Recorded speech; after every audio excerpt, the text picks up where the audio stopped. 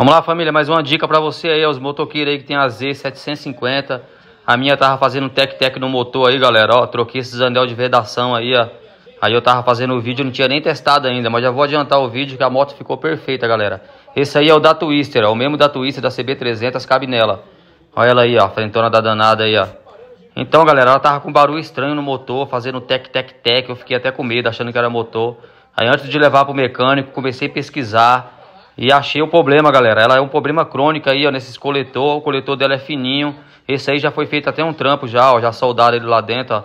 Aí eu comprei só esses anel de vedação, ó. Esses anel aí é o mesmo da Twister, da CB300. Tava um barulho estranho nessa parte aí, ó. Parecia que era um motor que tava batendo, galera. E olha ela aí agora, ó. Depois de trocado, vamos testar aí, ó. Aí, galera, troquei, ó. Vamos ligar pra ver agora, hein. Ó.